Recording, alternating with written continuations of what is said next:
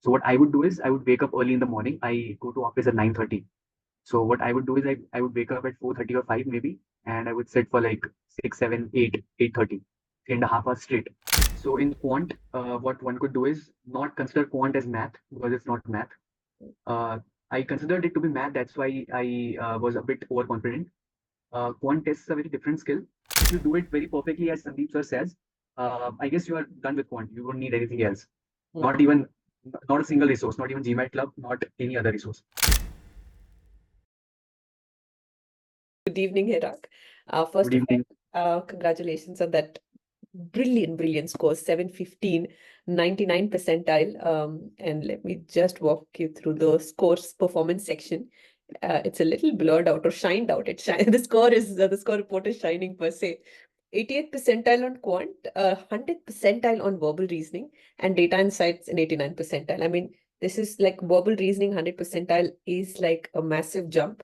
You did also mention in the email that uh, you, especially the scale improvement of 60 points. So tell me Yes. about this. Tell me about how did you land to 100th percentile? How was the entire experience of the exam? And Okay. what was the score breakup in terms of how many questions you've gotten wrong in each of these sections? Got it. Got it. Got it. So hello guys. I'm Hirak, and I the verbal reasoning was the weakest part, I must admit, and top 1% was has played a very phenomenal role in getting this 100 percentile score. Even I can't believe right now, also as I see the score on the screen, that I got 100 percentile. So the thing is, the last time I got a score of 710 on the classic edition, and in that verbal was very weak. I got, I guess, out of 50, I was verbal 39. That's quite Right, low. right. So I was like, when I give next, I wanna crash verbal. I wanna get best, score in the verbal. So I started the prep with you guys for the new edition, and started with the classes. They were amazing. And the game changer in verbal, according to me, was the RC, as Sandeep sir mentions. Hmm. So that was a very great part of the test, which I didn't figure out the first time. So once I cracked RC, I was also able to crack verbal somehow. As sir also mentioned that once you do RC, when you're able to read the passage in that time and understand it, you're also able to comprehend the stimulus properly for the CR. So that helped a lot. That insight was very good. And also the conditional reasoning part, that was also a very important addition to the prep. Hmm. Since the questions of the verbal part, when they get tough, the language just gets convoluted. Options are not that tough. So when the questions get convoluted, you just need to understand the conditional reasoning part. So that was covered quite well uh, additionally in the prep. So that's about verbal. In the quant, I feel that the prep was from my side a bit lacking because I was a bit overconfident. The Hmm. questions were not tough, but there was silly mistakes which owed such a score. In the mocks, I was getting 88, 89, but I don't know how I got 85, but not a problem. I got a very surprising score in verbal, so that covered for it.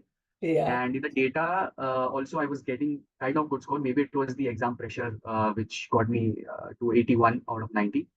But all round, the course is phenomenal. And if I would have done the course to the word, as Sandeep sir would have said, in the exact same manner, I guess I would have got a quite better score. But I'm quite satisfied with the score I've got. You would have really, gone above the scale that is there, which is 775, maybe even an 805. But this is a phenomenal score. 39 would mean, I don't know, maybe 40, 50, 60 percentile in your previous attempt on verbal to 100 percentile. It Yeah. it's just it's a big leap, right? So we will talk about it Yes. in detail. Now, give a little bit background about yourself. What we see, Okay. you've been preparing for the YLP admit this year. So just give a background about what are you currently studying, or did you actually have an admit, or how Okay. did this entire GMAT journey come into play, and what is your entire thought about MBA? Was it only for ISB, or now has it increased to in the application front? Got it. Okay. So I passed out last year, graduated in instrumentation control from a government college in Ahmedabad. It's Mhm. quite great one. It's called LD College of Engineering. It's known Yeah. in the known in the state, but not known nationwide. So I was the first one to apply to ISB YLP and also get selected to the program with a score of 710. Last time I gave the GMAT, I got a score of 710. And I applied with that score in my fourth year. I cracked the interview as well. And I am a YLP right now. So it's not that I just have written. I am a YLP admit. I went to those sessions and stuff, and I gave GMAT again despite my admit, just because I felt that I had a quite low score, and when I compared with my peers at ISB, they were saying they got 730, 740, 750 as well. So I just felt a bit low that I just want a good score. That's it. I Right, want the best score. I did the best prep with you guys, and I got a 715, which in the classic edition, if I compare, would be a 760. right, right, So that's my sole reason to give. I don't plan to apply to schools abroad because I don't have much of an experience. I am working as a data scientist with Adani Power in Raipur since last a year. It's right. just a year of experience.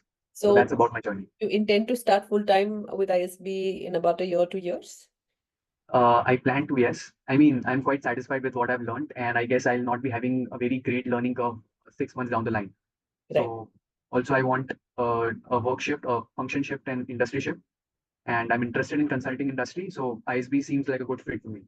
So right. yes, I'll join ISB next year probably. Perfect, perfect.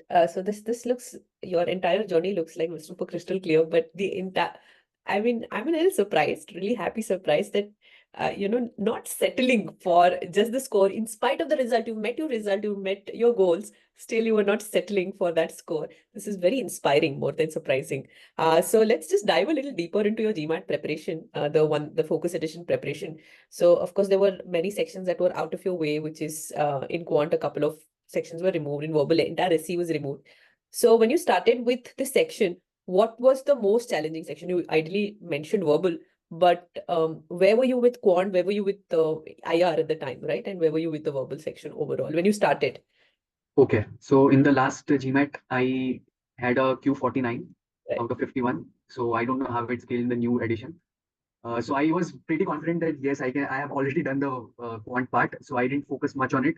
I attended the lectures of Sandeep Sir, and I was able to breeze through them. I was able to solve 700, 800 questions as well. Some of them were quite tricky, but I mentioned them in my other log and I revised them.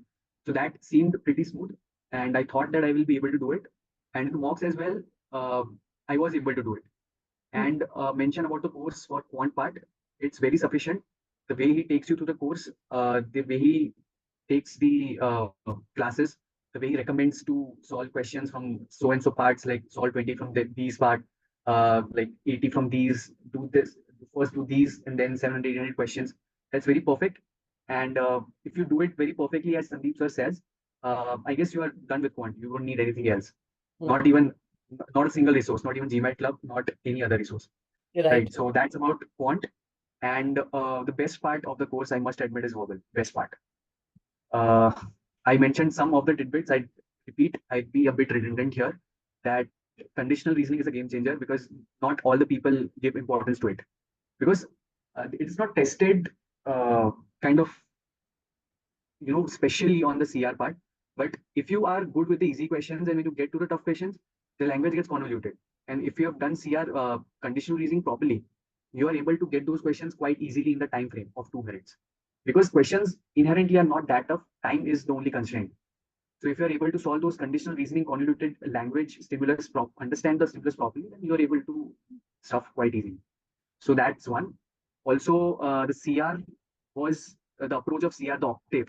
That's magical. Like RC OCT, is octave. CR yes, is ACTANT. yeah, I'm saying about RC only. Like, RC, I think. yeah, Yeah. octave. Yeah. Okay. I No. must have said it. I must have said it for CR, but yeah, I Yeah. meant in my mind it was RC. Yeah. Right. Right. Right. Okay. So the octave method for RC was also very helpful. The OCT for the passage and then AVE for the elimination part. As Sir says, 90% is verification and elimination. It was it. And like there were certain mistakes I used to make before I took the course approach wise. But after I took the course, I consciously applied those methods taught in the course in the RC. I could see the improvement in a month. I could really see it. So yeah, I mean, RC was also taken care of very perfectly in the course. And then would come the data insights part. Again, data insights, it has two types of questions. The IR part. IR, I didn't prepare much in the old edition because it was not sold. So in the new edition, I prepared a bit.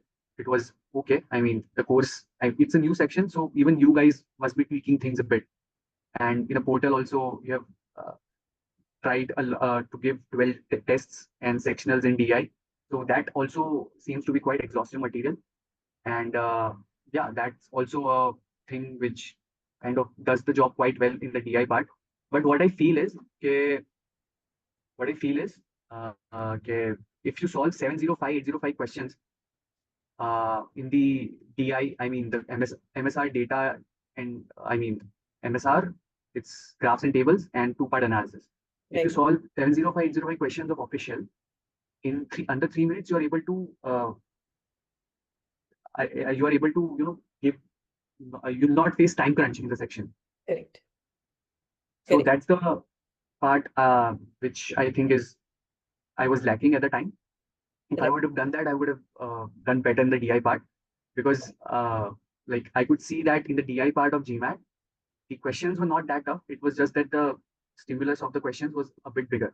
If I Right. could have understood that in the time given, then I would have solved it. Right.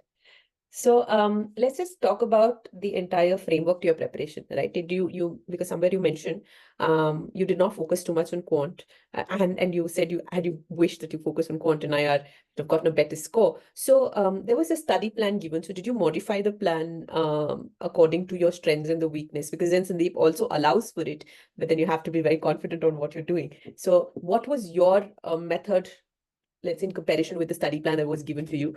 Did you do alternative quant and verbal like mentioned, or did you specifically look at one section to finish and then other section later on? So I didn't tweak the order. I followed perfectly. First it was quant, then some of verbal was given, and the last it was DI. Right. What I tweaked a bit was the number of questions I practiced for quant. I thought that I don't require that much of questions, so I practiced a few easy questions and a few tough questions. So I tweaked that part, but I didn't change the order. For the verbal, I followed it to the word. Like as it's mentioned, I followed it to the word, and I saw the results. And in DI also, I followed it to the word, but it was a newer section, so maybe that was the lapse over there. Right. So in terms of the time, which is right in the very beginning of your preparation, while you're learning, then in your practice phase, and then in your mocks, in each of the section, how did you see improvement, especially on verbal? To get 100 percentile, you have to give that recipe. We tell this is a secret recipe, right? But then how did you, when you follow to the T, could just break it down exactly in terms of the content, you've already spoken about the content, but at least in terms of the time, how did you, there's a lot of people do have trouble. They may get an answer right, but they take, big amount of time, or they cannot comprehend the passage, or they're not a good voraciously reader, and all of that is a trouble, right? So how, if you had certain problem like this, how did you overcome that during the preparation, or, right after the preparation? Got it. Okay, so I'll break my answer to CR and RC. First, I'll start with RC again. And so in RC, the thing is people try to understand the passage a lot. Mm. So the magic here is not in the understanding of the passage, but in the verification and elimination. Mm-hmm. What you at the start, what one could do is they could not time themselves and get all the questions right and sit for 10 passages straight for every session. I guess when they will do 5 to 7 sessions, they'll be pretty confident on the accuracy part, Correct. according to me. And after that, what they could do approach wise is they could, you know, time themselves on the reading part and time themselves on the question part differently. That's what I did basically. I gave myself 3 minutes or 3.5 minutes for a bigger passage that I have to read this in 3 minutes, and then I have to answer these by elimination in the next 2 to 3 minutes again, or Right. maybe 4 minutes. So if Right. you break time into reading and then question solving, I guess this would be a very good thing to do if you are not matching the time, but you are good on accuracy part. Right. So that's what I basically did. But this comes at the after the class. Right. Once you do what Sandeep sir said in the teaching, like you follow the classes, you do the recommended practice, and after class, when you want to optimize for the score, you do this, like 10 passages, improve on accuracy, not time yourself, and then you time yourself very rigorously so that in the time pressure, your brain is not failing to answer. Because in Right. the game is of the only time pressure. The questions are not that tough. It's just time and the Right. pressure of the exam. So if you Yeah. simulate that exam pressure in your mind, you are able to do quite well on the verbal. That's it. Correct. So that's on the RC part. Now coming to the CR. CR again, follow the classes and the practice given during the classes to the word. That helps. After that, what one could do is solve, take a diagnostic of CR, then see the weak areas. If my flaw is weak, normally people have flaw to be very weak at the start when they're not practiced, because it's second level reasoning, I feel. It's not direct. So what one could do is solve 50 questions straight out of that particular topic, and then, again give CR sectional mock, tweak a bit, and then again improve. 3 to 4 iterations of that would, make it quite good. Then, Right. solving mixed bag questions is then the game changer. I mean, solving mixed bag questions is good. Solve 100 questions, as Sandeep Sir said, at a go. That helps a lot to improve the time, improve timing, and also take the pressure out of your head. When you solve 100 questions straight, it takes the pressure out. And I would like to tweak the plan of Sandeep Sir a bit, in the sense that he has recommended only 1 to 2 long sessions for CR. If you have 3 to 4 sessions, or maybe 5 to 6, it would be very good. Right. And you should do long sittings for CR and RC, not just at the end, but also from the start. Because when you sit for long sessions, that leads to a phenomenal improvement. Perfect, perfect. So these were all, what Sir said and you did. But there's something that I would ask is, what is it that on a personal level, any support, any habits that you actually inculcated during the practice that kept you sane, that kept you consistent, to go back every single day to, to study, and then, study for these long hours. So what was your personal mantra, I would say, that kept you going, or the habits, simply put? Okay. So at the start, I was pretty inconsistent because I had left the habit of studying. So I used to sit just for an hour or two, Correct. and that was kind of a very bad thing to do. So I realized that I need to sit for long sessions. Only then improvement would happen. So what I would do is I would wake up early in the morning. I go to office at 9:30.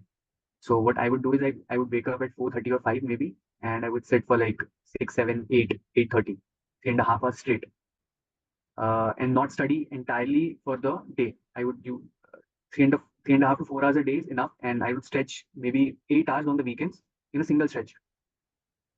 So that's one habit, that of sitting for long hours and having less number of sessions.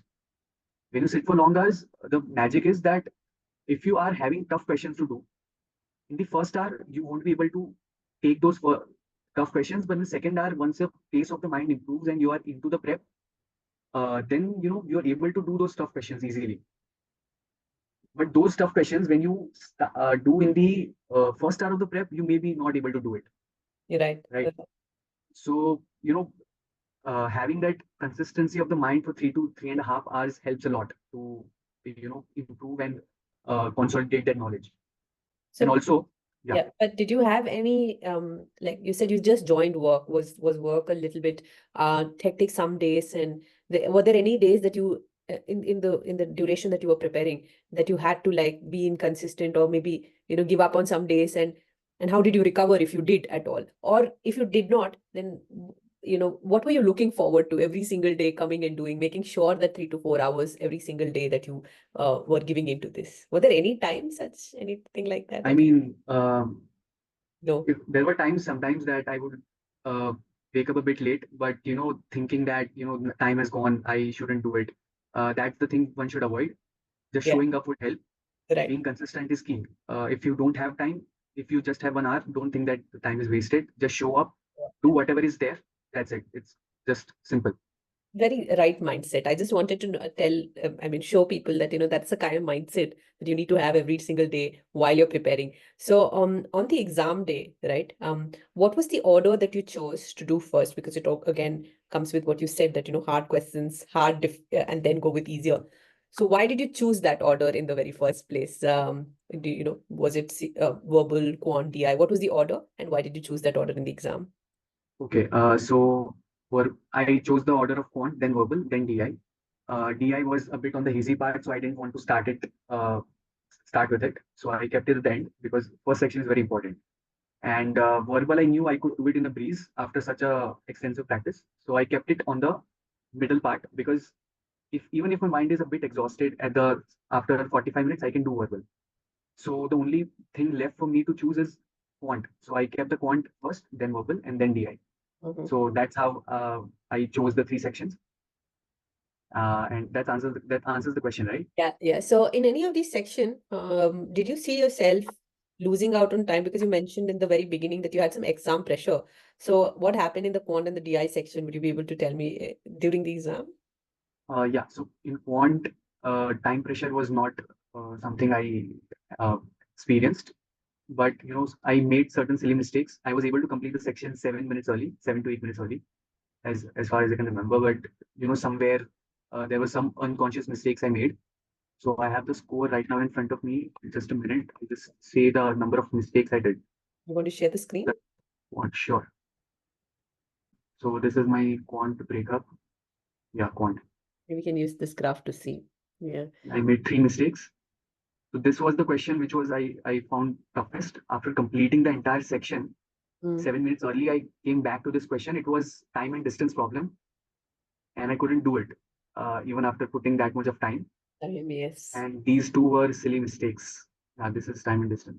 Okay, it's percentage question. Percentage. Yeah, arithmetic question. Yeah. So 3 mistakes and I got 85. That's a bit cool, I guess. Yes. I mean, if you look at DI, the mistakes could have been even verbal for that matter. If you only get like Verbal, 3 I got mistakes, you still would have gotten better. But here you've got all right. No, you've got two. verbal. Yeah, 2 mistakes. Yeah. One in critical and one in reading as well. And yet 100 percentile. That's the difference. In quant, you can barely make any mistake in GMAT.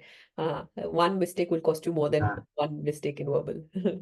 Yes. Actually, it's So always also verbal, yeah. verbal I completed quite early. I completed in 41 minutes. I critical reasoning plan construct. Hello. Yes, yes. Critical Am I reasoning. audible? Yes, yes. And which was the other Yeah. section? The question number 13 is which one? Was it against Question number 13. reading comprehension? So this was a silly mistake, and this was something I couldn't figure out. Right. And over here in data insights, okay, this is cool. A lot of mistakes.